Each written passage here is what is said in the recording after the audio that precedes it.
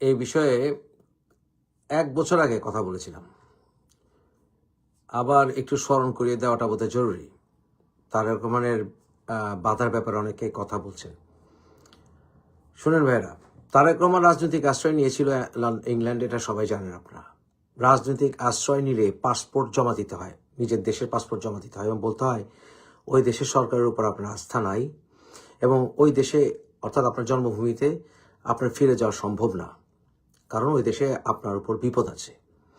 আপনি যদি অ্যাসাইলাম করা অবস্থায়, যখন আপনি অ্যাসাইলাম সিকার থাকেন, আপনি রেকগনাইজড রেফুজি তখনও হন না, এবং রেকগনাইজড রেফুজি হলেও আপনি নিজের পাসপোর্টটি ব্যবহার করতে পারেন না।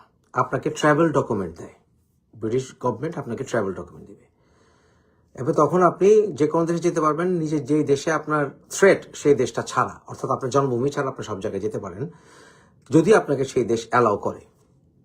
কিন্তু যখন আপনি নাগরিকত্ব নিয়ে দিবেন, ধরেন আপনি একটা নির্দিষ্ট সময় থাকার পর আপনি ব্রিটিশ নাগরিক হয়ে গেছেন, তখন আপনার জন্মভূমিতে যাওয়ার ক্ষেত্রে, অর্থাৎ যেই দেশ থেকে আপনার বিপদ ছিল সেই দেশে যাওয়ার ক্ষেত্রে আপনার কোনো বাধা থাকে না, এবং রাজনৈতিক আশ্রয় গ্রহণ করলে আপনি আপনার পাসপোর্ট সার্টটায় জমা দিলেও আপনার নাগরিকত্ব হারান না। ব্যাপারটা বুঝতে হবে আপনাদের। সুতরাং আপনার জন্মগত নাগরিকত্ব রয়ে যায়। আপনি চাইলে আপনার ব্রিটিশ পাসপোর্টে আপনি নো ভিসা রিকোয়ার্ড স্ট্যাম্পটা নিতে পারেন, অর্থাৎ সেখানে আপনার যাওয়ার ক্ষেত্রে কোনো বাধা নাই। আপনার সেই দেশের আপনি নাগরিকও বটে, আপনি ডুয়াল সিটিজেন, আপনার কোনো বাধা নাই। এবং আপনি এমনকি আপনার জন্ম দেশের আপনি পাসপোর্টটাও নিতে পারেন, অর্থাৎ আপনার জন্মভূমির পাসপোর্টটাও আবার নিতে পারেন আপনি। সুতরাং আপনি ব্রিটিশ নাগরিকত্ব বহাল রাখতে পারেন এবং আপনি বাংলাদেশি নাগরিক হিসেবে পাসপোর্টটা চাইতে পারেন, এতে আর কখন কোনো বাধা থাকে না। ধরে নেন তারেক রহমান বর্তমানে ব্রিটিশ নাগরিক এবং বাংলাদেশি নাগরিকও বটে। উনি যদি ব্রিটিশ নাগরিকত্ব থাকা অবস্থায় বাংলাদেশি পাসপোর্টটা চাইতে যান, তাহলে প্রশ্ন আসে আপনার বাংলাদেশি পাসপোর্টটা কই। এবং তখন যদি বাংলাদেশি পাসপোর্টটা ওনার হোম অফিস থেকে, ব্রিটিশ হোম অফিস থেকে ফেরত নেন, অথবা তার কাছে কোনো কপি থাকে, তাকে বলতে হবে দুইটা। বলতে হবে আমার ব্রিটিশ নাগরিকত্ব আছে এবং আমার বাংলাদেশি পাসপোর্টটা ব্রিটিশ হোম অফিসে জমা ছিল। ব্রিটিশ হোম অফিস তখন পাসপোর্টটা দিলে তখন বাংলাদেশে আপনার হাই কমিশনে বাংলাদেশের পাসপোর্টটা, অর্থাৎ ব্রিটিশ বাংলাদেশ পাসপোর্টটা চাইতে হবে। সমস্যাটা হচ্ছে উনি যদি বাংলাদেশি পাসপোর্ট ব্যবহার করে বাংলাদেশে আসেন, তাহলে ব্রিটিশ পাসপোর্টটা উনি সাথে নিয়ে আসবেন না পরে ওনাকে পাঠিয়ে দেবে, যেটাই করুক।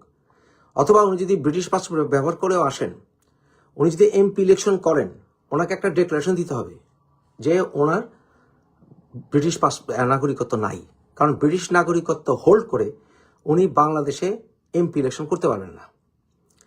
এমনকি উনি দূরে থেকেও ওনাকে ডিক্লারেশনও দিতে হবে যে ওনার আর কোনো নাগরিকত্ব নাই। ব্রিটিশ নাগরিকত্ব রেখে উনি বাংলাদেশি এমপি, প্রাইম মিনিস্টার কিছু হইতে পারবেন না। তাহলে ওনাকে সেই নাগরিকত্ব ত্যাগ করতে হবে, ব্রিটিশ নাগরিকত্ব ত্যাগ করতে হবে। ব্রিটিশ নাগরিকত্ব ত্যাগ করলে, ফর্মালি ত্যাগ করতে হলে মিনিমাম 6 মাস, ঊর্ধ্বে 1 বছর লাগবে। তাহলে উনি কোনো মতে নির্বাচনটা করতে পারবেন না, যদি অলরেডি উনি ব্রিটিশ নাগরিকত্ব ক্যান্সেলেশনের প্রসিজার শুরু না করে থাকেন।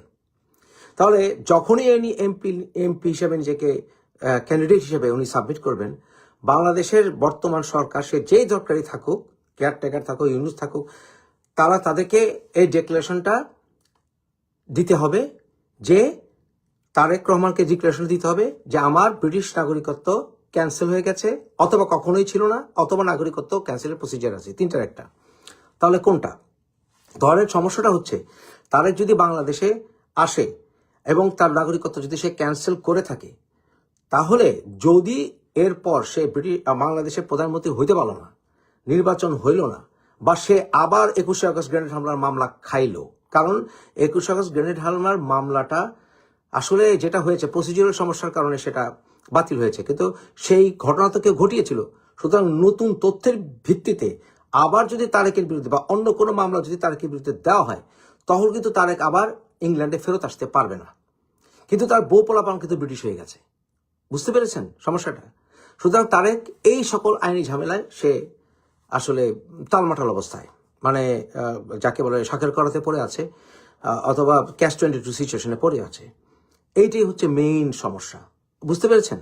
তো এখন যদি সে যা বললাম নাগরিকত্ব ক্যান্সেলের অ্যাপ্লিকেশন করে থাকে বা ব্রিটিশ নাগরিকত্ব, তাহলে সেটা সময় লাগবে।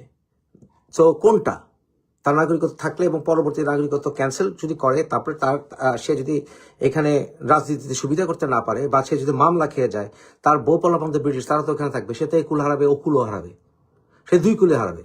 এর জন্য তারেক আসার একটা মৌলিক সমস্যা। আরেকটি মূল সমস্যা, বাংলাদেশের সরকার তাকে বাধা দিচ্ছে বলে আমি মনে করি না, যদিও তার ওই যে আর্মির কাছে তার অনেক তথ্য থাকতে পারে এবং সেটাতে তার একটা ভয় থাকতে পারে। মূলত আমি যেটা জানি বা যেটা আমার মনে হয় সেটা হচ্ছে তার আসার ব্যাপারে বিদেশি শক্তি তাকে বাধা দিচ্ছে। কারণ ওই যে শেখ হাসিনা রাজনীতি করবেন না, শেখ হাসিনার বিরুদ্ধে দেশ মামলা হয়েছে, কিন্তু বাংলাদেশে তুমি যাবা, তুমি রাজনীতি করবা, তোমার বিরুদ্ধে 21 আগস্টের গ্রেনেড হামলার সমস্যা ছিল, অথবা তুমি অনেক সময় তুমি জামাতের সঙ্গে দহনমহরম করেছে তোমার দল। এই অ্যালিগেশনে, এটা আমার কথা না, আমি বলছি আপনার অ্যাসেসমেন্ট ইনফরমেশনও আছে অনেকটা, যে এরকম একটা সিচুয়েশনে ভারত তো মানবেই না, আমার হিসাবে আমার যা তথ্য আসে ভারতেরা মানবেই না যে বাংলাদেশের সৃষ্টির পেছনে ভারতের একটি বড় অবদান ছিল, এটা তো অস্বীকার করার কিছু নাই।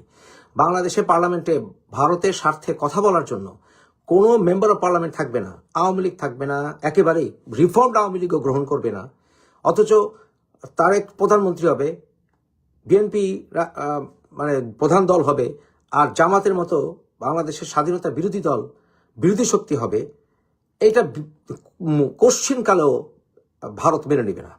এবং আপনারা নিশ্চয়ই জানেন যে ভারতের সাথে বর্তমানে আমেরিকার একটি স্ট্র্যাটেজিক অ্যালায়েন্স হয়ে গেছে এবং সেই হিসাবে ভারতের এই দাবিটাকে উপড়ে ফেলবে না আমেরিকা।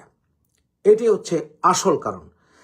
এখন প্রশ্ন হচ্ছে যে 2 দিন পরে তো আপনারাই বলবেন, বিএনপি লোকরাই বলবেন, যে আমি নিজের বিএনপি সমর্থক হয়ে বলছি, যে বলবেন যে তারেকের মেয়ে রাজনীতি করুক, তারেকের বউ রাজনীতি করুক, ওই একই ঝামেলা, কিন্তু ওই একই প্রশ্ন এসে যাবে, রাইট? ওই একই প্রশ্ন আসবে না, এই যে নাগরিকত্বের প্রশ্ন আসবে না। এই মৃত প্রায় মরেই গেছে অনেকে বলে তার খালেদা জিয়া, যেটাই হোক, ইনালিল্লাহি ওয়া ইন্না ইলাইহি রাজিউন, আল্লাহ তাকে বিপদ মুক্ত করুক অথবা আল্লাহ তাকে শান্তি দেখ। আমি মনে করি ইনালিল্লাহ পড়তে হয়, আপনি বিপদগ্রস্ত অবস্থায় পড়তে হয়, মরে গেলেও পড়তে হয় ইনালিল্লাহ, তো ইনালিল্লাহি ওয়া ইন্না ইলাইহি রাজিউন।